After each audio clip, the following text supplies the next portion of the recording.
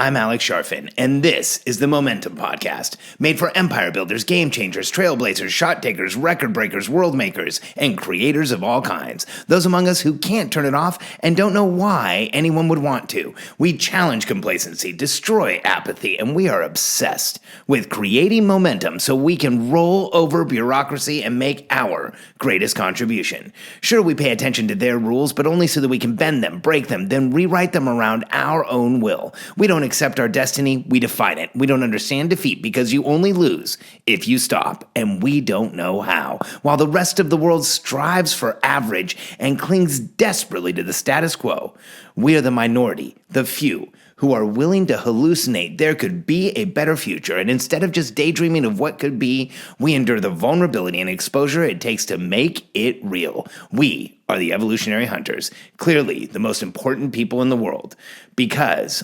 entrepreneurs are the only source of consistent, positive human evolution, and we always will be. Org charts are essential. I work with companies who have opportunities that will allow them to scale and grow fast. In fact, I don't work with just normal companies. I work with entrepreneurs who've created a massive opportunity and need help building the infrastructure so that they can fulfill that opportunity on a consistent basis and grow multi-million-dollar companies. Does that sound like you? Does that sound like somewhere you want to be? Well, in doing so, there are some things that are just essential. They are a must. You have to have them.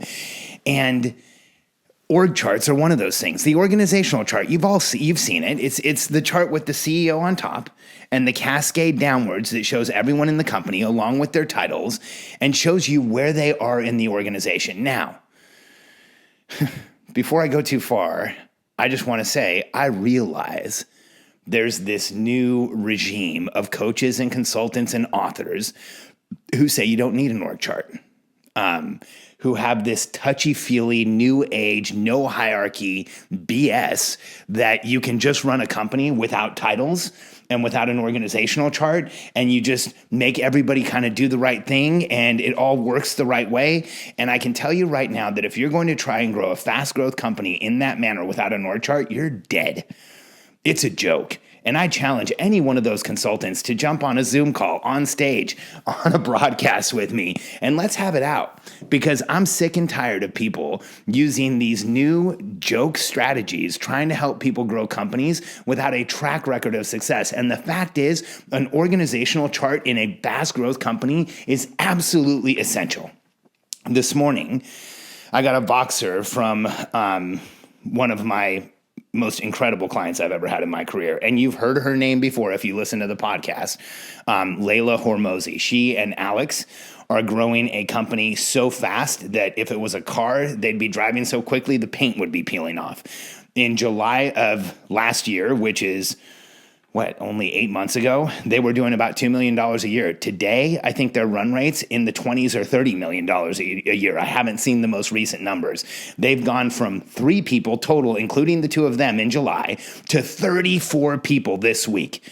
If you think you can have that type of growth without an org chart, with some no hierarchy, touchy-feely, no title situation, you are smoked.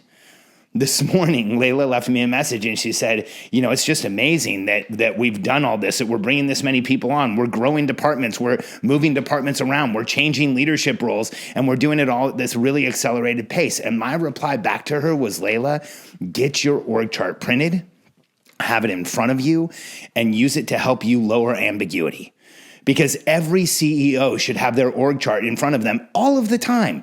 Why? Because the org chart represents the human resources, the people you brought into your organization to help you grow it. And when you have it in front of you and you understand where they all are, what department they're in, who they report to, it lowers the ambiguity of growing a structure and an organization. It makes it easier to see where everyone is. It makes it easier to understand where all your resources are. And they're essential because here's what an org chart does for you. When you create your organizational chart, the first thing it will show you is a balance of resources. You will see what leader has too many people, what leader doesn't have enough, who's leading most of the organization, what type of inequities are there in who's doing what. Do you have someone who's leading more than 7 people? They're probably overwhelmed. Do you have someone who's not leading enough people? You probably need to look at it. Is there a major department or division that doesn't have enough resources? Your org chart will show you. And the time to create one of these is when you're small. When you add your 4th person, your 5th person, your 6th person, keep looking at that org chart and considering why you're adding people, where you're adding them, what type of resource will they be, what will they bring to the company. The second thing you see from your org chart is a chain of command. You literally can see who reports to whom, and who should roll up issues to who, and who in your organization you're going to be talking to about what challenges or issues or people. And you start seeing who's leading who, and it makes a clear map of how the chain of command flows, how your structure flows. In addition to that, the third thing you get from an org chart is the communication flow. It's not just how command flows. It's not just how your authority flows. It's how communication flows in both directions. It shows you from leadership how communication flows through your organization. It also shows you how even the most entry-level person can push communication up in the organization, first to their manager, then the manager above them, then the manager above them, and then possibly to you.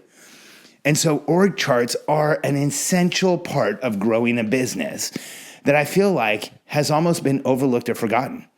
And there are so many goofball strategies out there that you should run from about how to do this. I was at an event last week, and I had an entrepreneur pull up his org chart, and it was in a mind map, which was a complete mess with lines going everywhere, no chain of command, crossover all over the place. I didn't even really understand why he had created the chart other than to confuse himself.